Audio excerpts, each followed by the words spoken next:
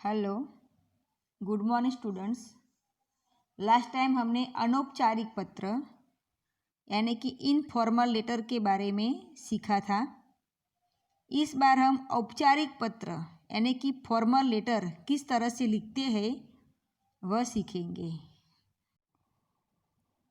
विभिन्न सरकारी, अर्ध सरकारी अधिकारियों, कार्यालयों, संस्थानों आदि को लिखे जाने वाले जो पत्र है उसको कहते हैं औपचारिक पत्र। जिस तरह से हमने अनौपचारिक पत्र में देखा था कि हमसे कोई छोटा बड़ा हमारी समान उम्र वाला है तो किस तरह से संबोधन करते, अभिवादन करते, समाप्ति करते हैं, वैसा ही आपको यहाँ पर भी करना है कि अगर आप कोई व्यवसाय लक्षी पत्र लिख रहे हैं, कोई पुस्तक विक्रेता को या बैंक मैनेजर को, तो आप उसको संबोधन करेंगे मान्यवर, माननीय, श्रीमान, महोदय, और अंत में लिखेंगे यानी कि समाप्ति में लिखेंगे आपका भवदीय, आपका निवेदक।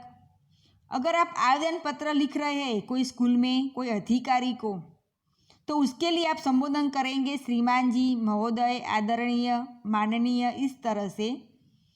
समाप्ति में लिखेंगे विनीत, भवदीय, आपका आज्ञाकारी, छात्र, इस तरह से।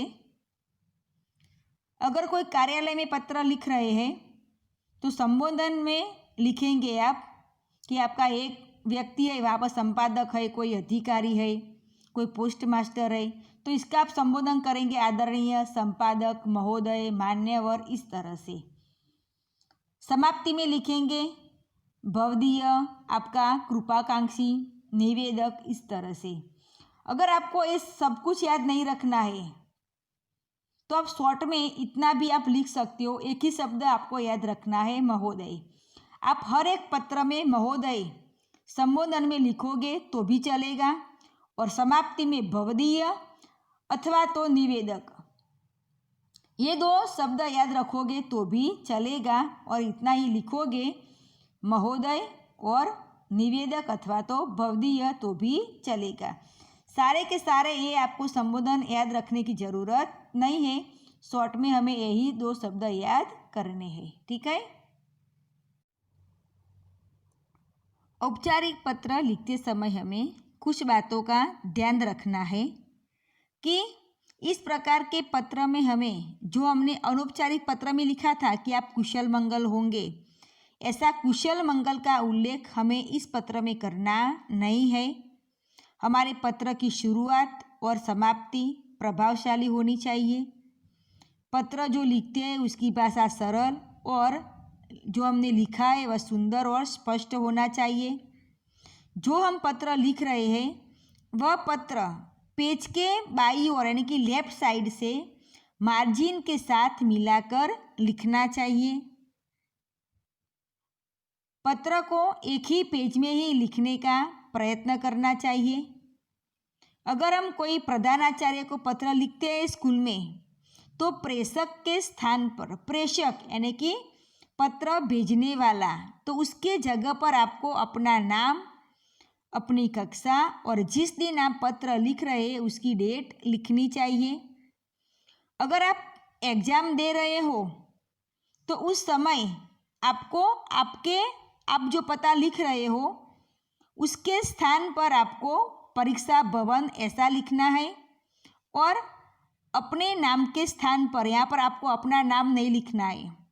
जब आप एग्ज़ाम के समय पर पत्र लिख रहे हैं उस समय आपको नाम के बदले क, ख, ग लिखना है, ठीक है।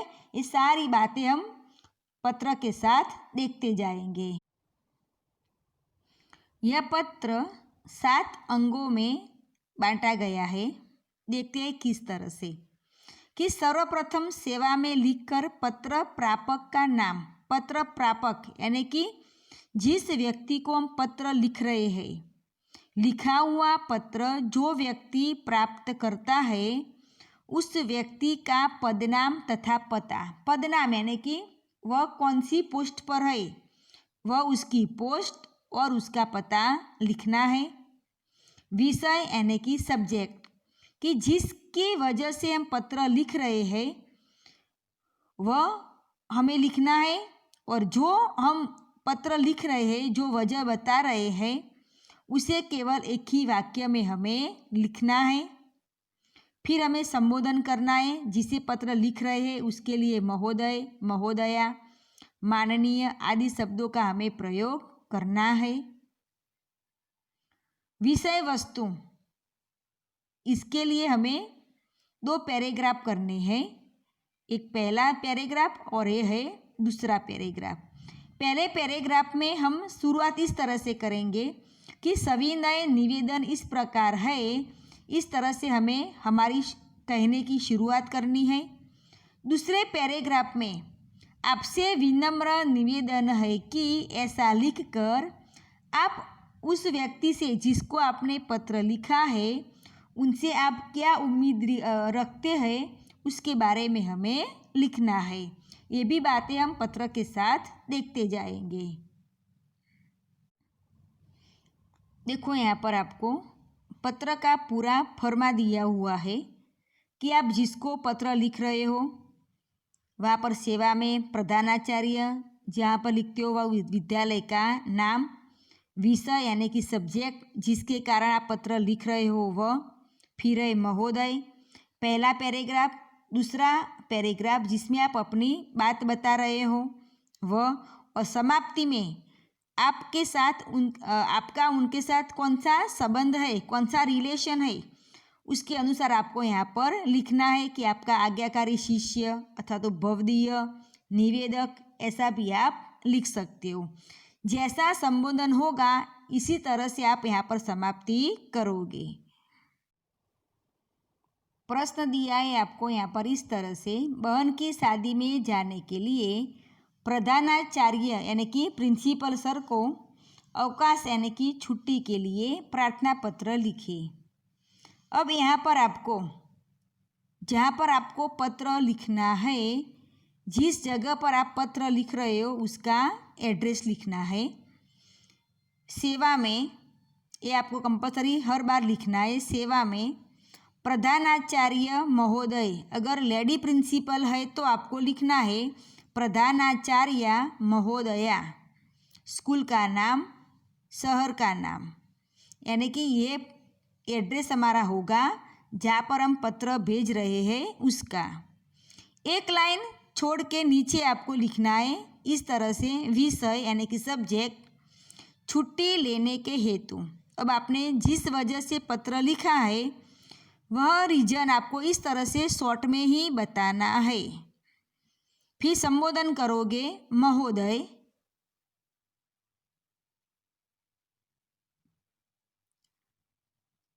यहाँ पर आपको एक ही पैराग्राफ दिया है, दूसरा पत्र हम 2 पैराग्राफ के साथ देखेंगे। सविनय निवेदन है कि मैं आपके विद्यालय के कक्षा 9वीं का छात्र हूँ। मेरी बड़ी बहन की शादी 8 जून को तय हुई है। इस कारण मैं अपनी कक्षा में दिनांक 5 जून 2020 से 9 जून 2020 तक अनुपस्थित यानी कि हाजिर नहीं रह पाऊँगा, अनुपस्थित रहूँगा। इसलिए आपसे अनुरोध यानी कि विनती है कि मुझे 5 दिन की अवकाश यानी कि छुट्टी देने की कृपा करें, जिससे मैं विवाह उत्सव यानी कि शादी में शामिल हो सकूं। इसके लिए मैं आपका सदा आभारी रहूँगा। तो इस तरह से आपको शॉर्ट में ही अपनी बात खत्म करनी है। धन्यवाद करके आप समापन करोगे कि आपका आज्ञाकारी छात्र राहुल, कक्षा दिखानी है कि कौन सी कक्षा में आप पढ़ रहे हो, आपका क्रमांक यानी कि कौन सा रोल नंबर है वह, जिस दिन आपने पत्र लिखा है वह डेट यानी कि दिनांक 3 जून 2020। आपको छुट्टी चाहिए 5 जून से, तो आप अपना पत्र 2 या 3 दिन पहले अपने प्रिंसिपल सर को दोगे, तो आपको डेट 2 दिन पहले की यहाँ पर लिखनी है। अगर आप यह पत्र एग्ज़ाम के समय पर लिख रहे हैं तो यहाँ पर आपको अपना नाम लिखना नहीं है, यहाँ पर आप लिखोगे क ख ग। ओके।